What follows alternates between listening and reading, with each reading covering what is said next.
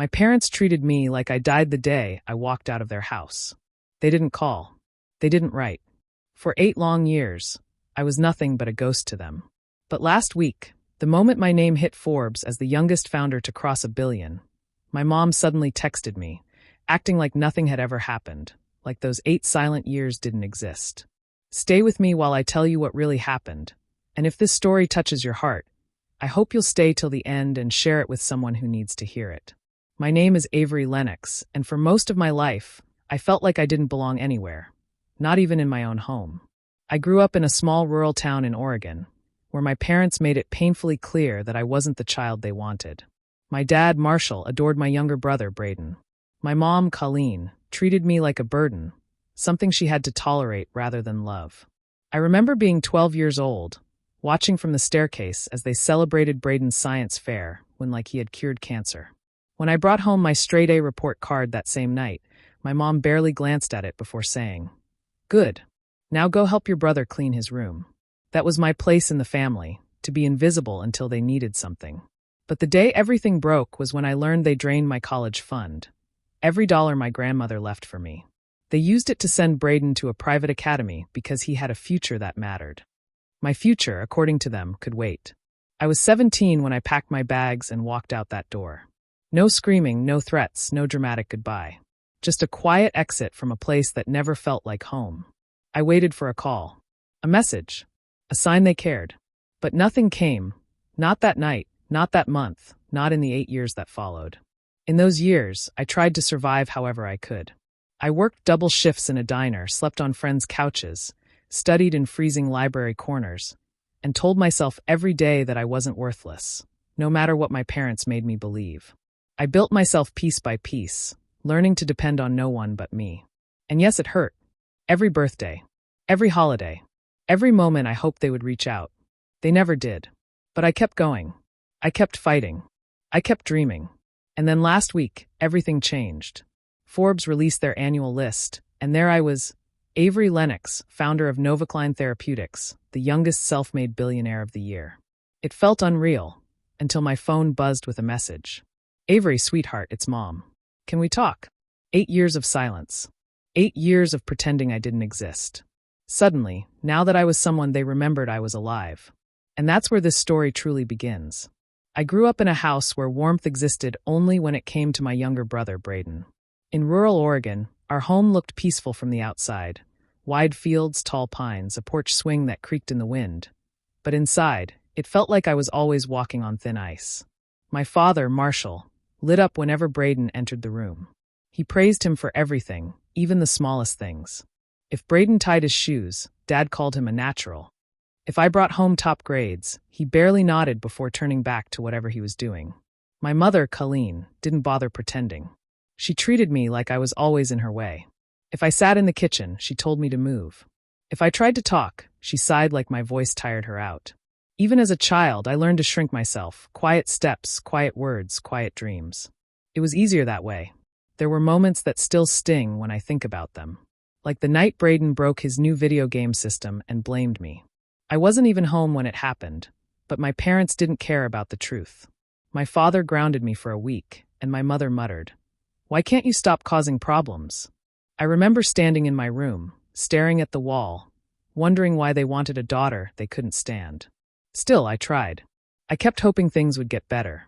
I pushed myself at school, thinking maybe if I became someone they could be proud of, they'd finally notice me. I poured everything into my studies, into planning my future, into dreaming of going to college with the help of the fund my grandmother left me. That fund was the one thing that made me feel like I had a chance at escaping. But the day I learned the truth changed everything. I came home early from school and overheard my parents talking. My mother was laughing, almost happy, as she said, "Well, at least Braden will have a real shot now." My father agreed, saying, "Avery will be fine. She always figures something out." My stomach dropped. When I looked at the paperwork on the kitchen counter, I felt my whole world tilt. The college fund, my future, was gone. They had taken every last dollar and used it to send Braden to a private academy because he needed it more. They hadn't even planned to tell me. They made a choice for my life without thinking for a second about what it would do to me. That night, something in me broke. All the small hurts, the quiet dismissals, the years of being second best, they suddenly aligned into one clear truth. I was never meant to matter in that house. So at 17, I packed a small suitcase. I didn't cry. I didn't yell. I didn't ask why, because I already knew. I left a note on the counter that simply said, "Don't worry. You won't have to deal with me anymore." And then I walked out, promising myself I would never return to the place that taught me I was disposable. When I left home at 17, I didn't have a plan. I only had a suitcase filled with clothes, a few dollars from my last part-time shift, and a quiet hope that life had to be better somewhere else. But those first years proved that starting over comes with a different kind of pain, one I had to face completely alone. I spent the first few months bouncing between couches. Friends let me stay for a week here, 2 weeks there, but I could always feel when I was pushing my luck. I learned to pack quickly, to sleep light, and to never assume I had a place for long. Some nights I slept in a borrowed blanket on a basement floor. Other nights, in a cramped room shared with someone who barely knew me but felt sorry enough to help. Eventually, I found a late-night diner job. It wasn't glamorous. Floors smelled like grease, hands always sticky from spilled drinks. But it paid just enough for a tiny room in an old building where the walls were thin and the heater rattled like it was coughing up dust. I would work until 2 or 3 in the morning, wipe down counters, refill ketchup bottles, and drag myself home with aching feet. During the day, I'd go to the community college library because it was warm, quiet, and free. I studied there, ate cheap vending machine snacks there, and sometimes rested my head on the desk just to escape the exhaustion. I kept telling myself that if I learned enough, worked hard enough, maybe life would eventually shift in my favor. What made everything sharper was the silence. Not a single message from my parents. Not one call asking where I was, if I was safe, if I needed anything. It was like I had never existed. There were nights when I stared at my phone wondering if I should reach out first. Just one text, one voice note. Maybe they would answer. Maybe they would want me back. But every time I came close, I remembered their faces the night I found out they took my college fund. Cold. Unbothered. Certain I would figure something out. That memory kept me from dialing their number. When I was 19, I got sick, really sick. I pushed through work shifts until one night I collapsed behind the counter, shaking and burning with fever. The hospital said it was pneumonia made worse by exhaustion and stress. I spent 3 days there, hooked to 4 fluids, drifting in and out of sleep. I remember staring at the ceiling, waiting for my phone to buzz. Maybe my parents would sense something was wrong. Maybe they would call just once. Nothing. Not even when the hospital left a message on the emergency contact number I had given them, my father's. That was the moment something inside me hardened. I stopped expecting anything from the people who raised me. I stopped waiting for love that was never meant for me. I told myself I was better alone, even if the loneliness still stung. So I got up. I kept working. I kept studying. I kept moving forward, because if no one else was going to take care of me, then I would have to learn how to take care of myself. And slowly, painfully, I did. Life didn't shift all at once. It changed quietly, almost softly, on a day when I was too tired to imagine anything good happening. I was sitting in the back of a crowded biology class at the community college, still wearing my diner uniform because I didn't have time to change. My eyes were heavy, my notes messy, and I felt like I was hanging on to life with tired fingers. That was the day Dr. Rowan Kelter walked in as a guest lecturer. He wasn't the kind of professor who tried to impress anyone. He was older, calm, with a voice that made even the complicated parts of cell engineering sound like a story instead of a lesson. I don't know why I listened so closely that day. Maybe because everything he said made me curious in a way I hadn't felt in years. He talked about medical technology, about solving impossible problems, about turning ideas into tools that could change people's lives. When the class ended, everyone rushed out, but I stayed behind, pretending to pack slowly. I didn't know why. Maybe I wanted to hear more. Maybe I just didn't want to go back to the noisy world outside. "You asked good questions," he said suddenly, stopping beside my desk. I froze. No one had ever said something like that to me. Not at home. Not at work. Not anywhere. He asked about my background, and I told him the truth. No sugarcoating, no polished version. I told him I worked nights, studied when I could, and tried to hold myself together in the hours in between. I told him I didn't have much, but I wanted to understand the science he talked about. Instead of pity, he offered possibility. "You have something rare," he said gently. "Curiosity with discipline. Don't waste it. Apply for the Northwest Research Scholars Program. I'll recommend you. I thought he was joking. People like me didn't get into programs like that. But he wasn't joking, and he didn't let me talk myself out of it. He helped me fill out forms, edit essays, and gather recommendations. For the first time in my life, someone believed I could do more than just survive. When I got accepted, I cried in the hallway outside the library, clutching the acceptance email on my cracked phone screen. It felt like the universe had given me a door, and all I had to do was walk through it. The program placed me in Seattle for a summer internship at a small biotech lab. It was nothing glamorous, old equipment, crowded rooms, endless tasks, but it felt like stepping into a world I was meant to belong to. I learned to troubleshoot experiments, analyze data, and think creatively. I asked questions constantly, hungry to understand everything. And it was in that lab, late one night while I was alone reviewing research notes, that a tiny spark lit up in my mind. An idea for a device that could change how certain treatments were delivered. It wasn't perfect, not even close, but it was something. That small idea, born out of exhaustion, curiosity, and years of being ignored, became the first seed of the company that would one day change my entire life. All because one professor saw potential where no one else ever bothered to look. The idea I sketched during long nights in the Seattle lab became something I couldn't ignore. It followed me everywhere, on bus rides, during work breaks, even in the quiet moments before falling asleep. I knew it had potential, but turning a rough concept into something real required more than excitement. It required money, connections, and a level of confidence I didn't always have. Still, I tried. I started pitching the idea to anyone who would listen: small investors, local business groups, even professors who barely remembered my name. Most of them didn't just say no. They brushed me off. Some laughed politely. Others told me to gain more experience or think smaller. I walked home from those meetings feeling invisible again, just like I had as a kid. But this time, instead of sinking, I pushed harder. I worked 2 jobs to keep myself afloat. During the day, I helped in the research lab, organizing samples and typing up reports. At night, I worked at a downtown cafe, serving drinks until my hands shook from exhaustion. I ate dollar store noodles and protein bars that tasted like cardboard, saving every possible cent for prototype materials. I slept 4, maybe 5 hours a night, but each morning I told myself it was temporary, that someday all this would matter. There were nights when I cried quietly over my kitchen sink, wondering if I was fooling myself. And there were moments when I wanted someone, anyone, to check in and ask if I was okay. But my parents never called. Not once. Even though they knew where I lived, even though they could have reached out, the silence stayed unbroken. It hurt, but it also fueled me. If they didn't think I could make something of myself, I would prove that I could. My first real chance came when I met Elias Hart. Elias wasn't like the other investors. He didn't dress flashy or talk big. He listened, really listened. He sat quietly during my pitch, hands folded, his expression unreadable. When I finished, I expected another polite rejection. Instead, he asked me specific questions, sharp ones, about timelines, risks, and research potential. He wasn't impressed by dreams. He cared about structure, planning, and the stubbornness behind an idea. At the end of the meeting, he simply said, "I'll fund the first phase. Don't waste it." Those 4 words cracked something open inside me. With Elias's investment, I built a tiny team. 3 people who believed in the science more than the paycheck.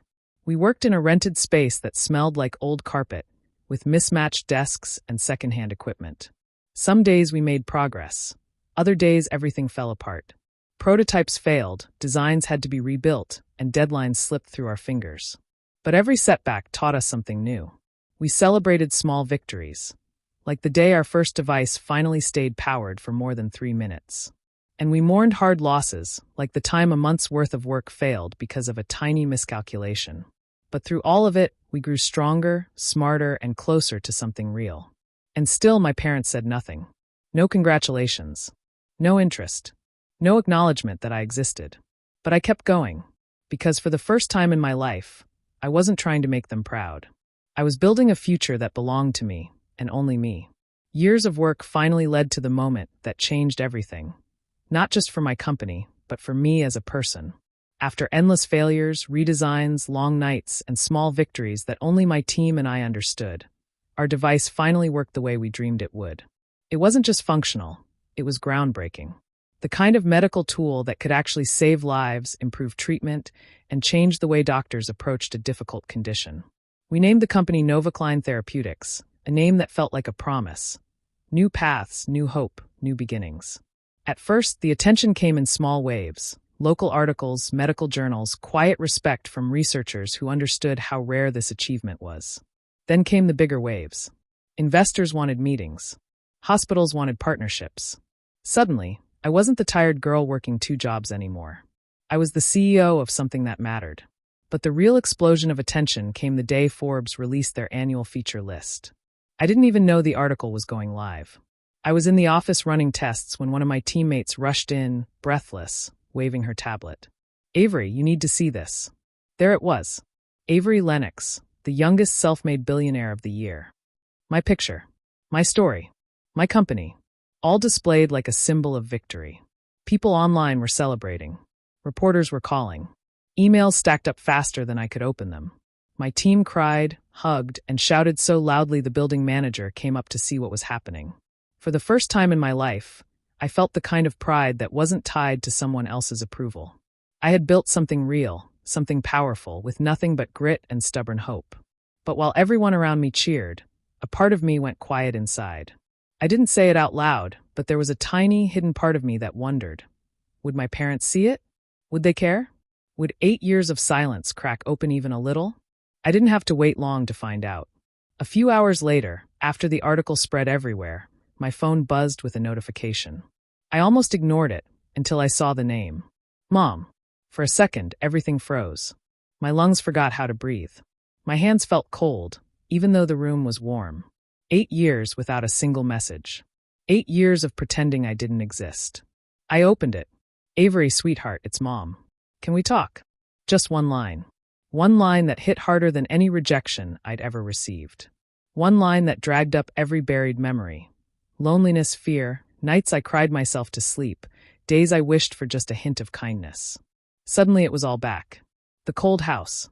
The ignored birthdays. The silence when I was sick. I stared at the message for so long the screen dimmed. She hadn't reached out for my birthdays. She hadn't reached out when I almost died in that hospital bed. She hadn't reached out when I had nothing. But now that I was someone the world knew, she remembered I was alive. And that hurt in a way I wasn't prepared for. The message from my mother didn't stay alone for long. It was like opening a door I had kept locked for years, and suddenly every ghost from my past rushed through it. The next morning, before I even made coffee, my phone was filled with notifications. Names I hadn't seen since the day I walked out of that house. First came another text from my mother. This one was longer, almost emotional, as if she were trying to sound gentle. "Avery, honey, I know it's been a while. We've been thinking about you so much. Please don't ignore us. We just want to talk." 8 years of silence, and suddenly she wanted to talk. Before I could even process that, my phone rang. It was my father. I let it go to voicemail because hearing his voice directly felt like too much. When the message appeared, my stomach tightened. His tone was drenched in guilt, forced guilt, the kind he used when he wanted something. "Avery, it's your dad. I don't know why you've kept your distance so long, but we still love you. We always did. Maybe you misunderstood some things in the past. Family shouldn't stay apart like this. Call us back when you get a moment." Misunderstood. That word alone told me everything. He still couldn't admit the truth. He still believed the years of pain were somehow my confusion, not their choices. Then came Braden. My brother, who treated me like an invisible nuisance growing up, suddenly messaged me like we were childhood best friends. "Avies. Long time. Proud of you. Saw the article, crazy stuff. Would love to catch up, sis." Sis. He'd never called me that a single day in his life. For a moment, I just sat there in my quiet apartment, surrounded by success I had built from nothing, feeling the weight of their sudden love. It didn't feel like affection. It felt like a hand reaching into my pockets. And I was right. The truth came out in a way I didn't expect. One of my old classmates from Oregon, someone I barely remembered, sent me a message after seeing my name in Forbes. "Congrats, Avery. Also, are you okay? I heard your family's in a bad financial mess." Those words made everything click at once. I did my own digging, quietly, carefully. Public records, business filings, court notices. It didn't take long to uncover what my family hoped I wouldn't learn. Braden had tried starting 3 different businesses in the last 5 years. All funded by my parents. All disasters. Loans unpaid. Equipment repossessed. A mountain of debt piling up behind every failed idea. My parents had drained their retirement, taken out loans, and even refinanced the house. They were drowning. And suddenly, after 8 years of pretending I didn't exist, I became useful. Their messages weren't about love or reconnection. They wanted Avery Lennox, the daughter they once ignored, to step in as their lifeline. To fix everything Braden broke. To save the family that never once tried to save me. "Come home, sweetheart," my mother wrote in her next message. "We need our talented daughter now more than ever." For the first time since they reached out, I didn't feel hurt. I felt clarity. The sudden flood of messages from my family didn't sit right with me.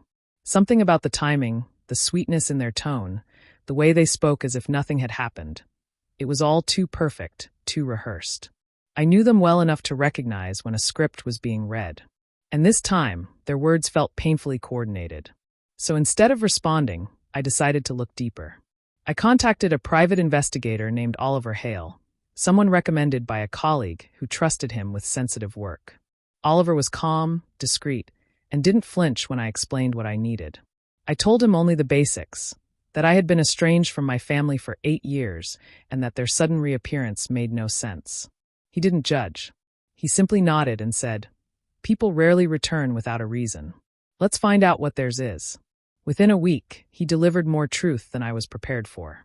First, he tracked down conversations my parents had with extended family. They hadn't just failed to mention me. They'd rewritten the entire story. They told relatives I abandoned them, that I refused to answer calls or messages, that I was the one who walked away and never looked back. They painted themselves as heartbroken parents who tried everything to reconnect.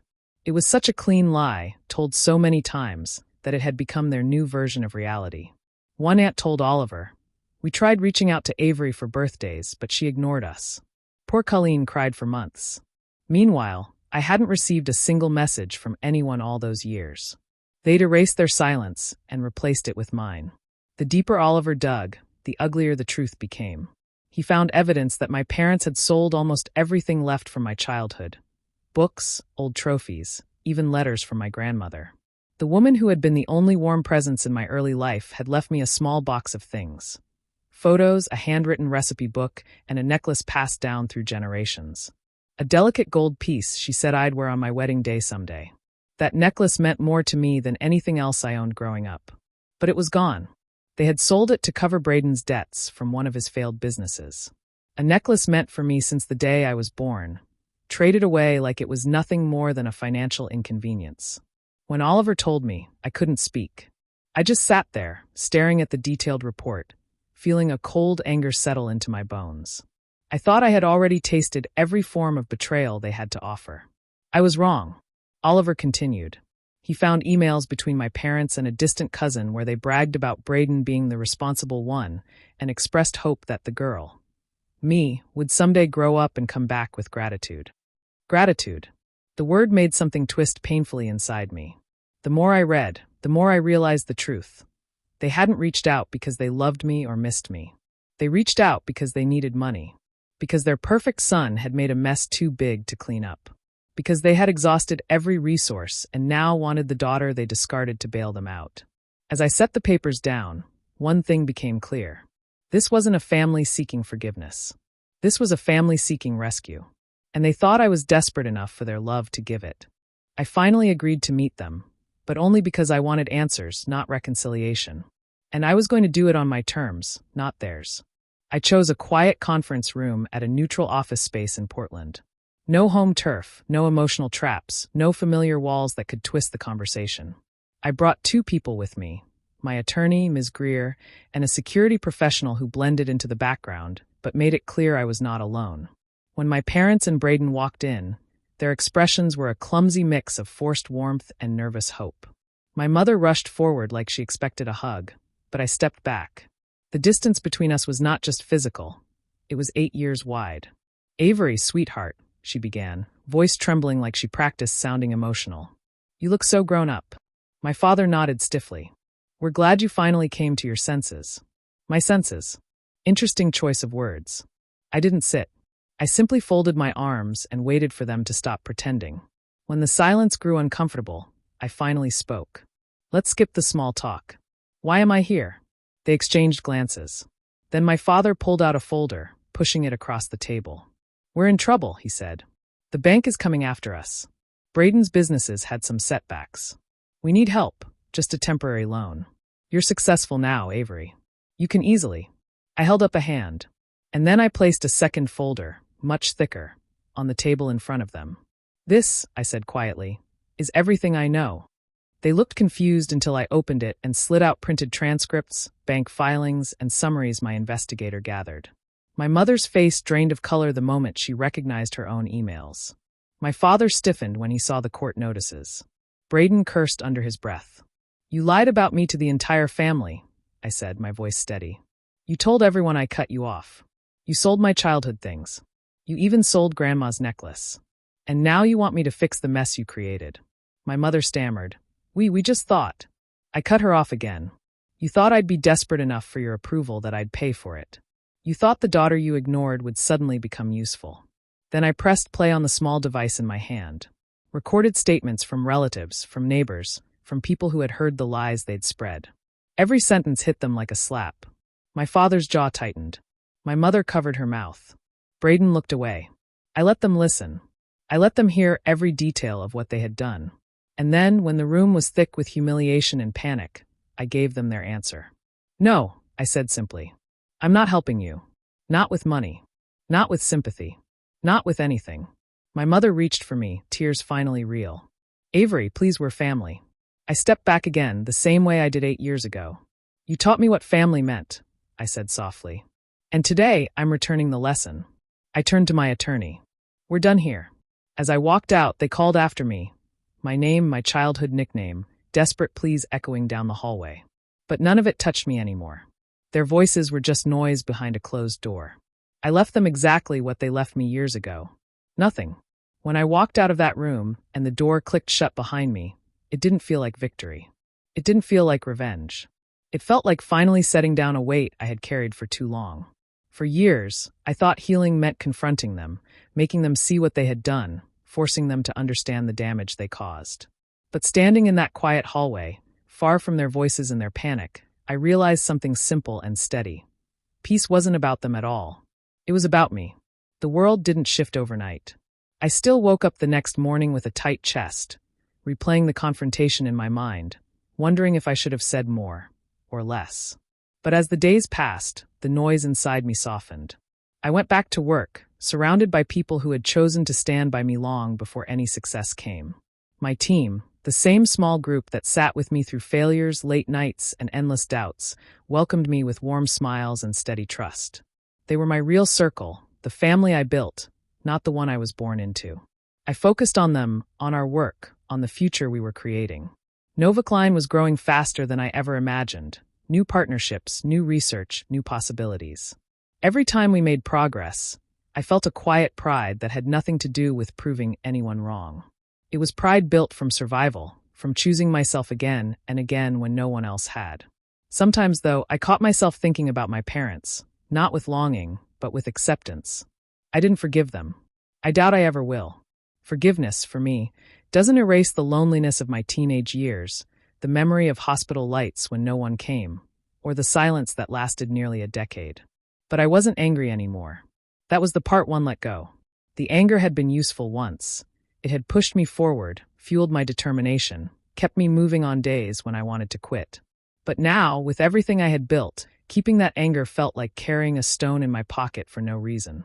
They tried reaching out again, small messages, emotional pleas, promises of explanations and change. I didn't block them. I didn't respond either. Some stories don't need final conversations. Some doors stay closed not out of bitterness, but out of understanding. I didn't know them healing.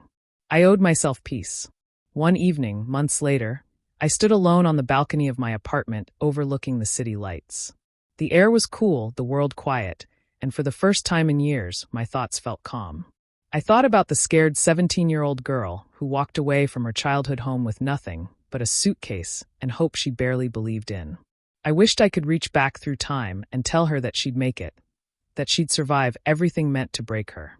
My success was never about them. It was never a message meant for their eyes.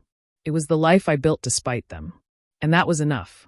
I closed my eyes, breathed in deeply, and let the last of the past slip away. Not forgiven, but finished. Do you think Avery made the right choice by closing the door on her parents for good? Or do you feel she should have given them another chance? I'm curious to hear your thoughts. Share them with me in the comments. And if stories like this speak to you, make sure to stick around and hit subscribe so you never miss the next one.